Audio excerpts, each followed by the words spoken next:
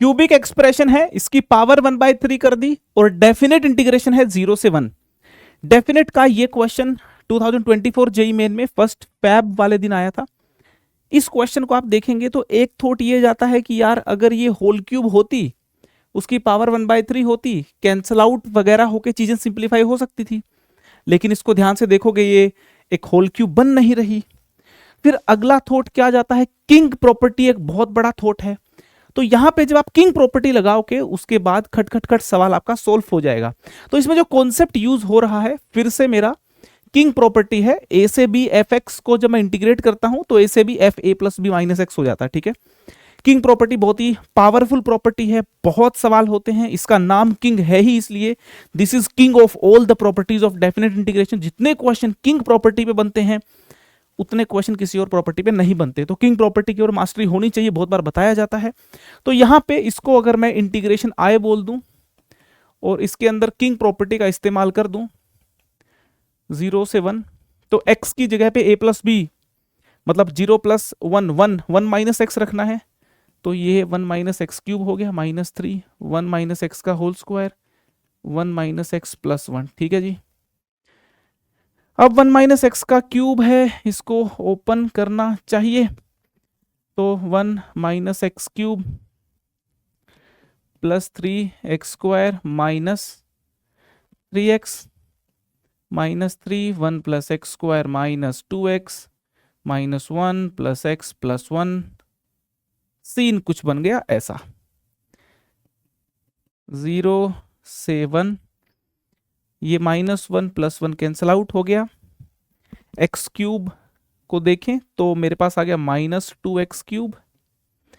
Overall power मेरी 1/3 है ना, पावर को लिख देते हैं, पावर मेरी 1/3 है। तो एक्स क्यूब को देखें तो ये -2x क्यूब आ गया। एक्स स्क्वायर को देखें तो 6x स्क्वायर यहां से -3x स्क्वायर यहां से, तो प्लस मेरा 3x स्क्वायर। एक्स को देखा तो -6x यहां से प्लस 6x यहां से, कैंसल आउट हो गया, बचेगा प्लस x। कांस्टेंट टर्म देखा +2 -3 मेरा -1 हो गया, पावर 1/3 है ही, राइट। तो आप ध्यान से देखिए, अगर मैं इसमें से -1 कॉमन ले लूं, अगर मैं इसमें से -1 कॉमन ले लूं तो -1 की पावर 1/3 -1 होता है, और -1 कॉमन लेने के बाद मेरा क्यूबिक ये बन गया। अगर आप इस क्यूबिक पे अपनी नजरें फिराओगे तो जहां से मैं चालू हुआ था वहीं पे वापस आ गया ओरिजिनल क्यूबिक। आप अगर इंटीग्रेशन को देखोगे तो i is equal to minus of i, तो यहां से क्लियरली कह सकते हैं कि 2i इक्वल टू 0 बोले तो i इक्वल टू 0 आ गया। ये जो इंटीग्रेशन है इसकी वैल्यू मेरे को 0 मिल गई।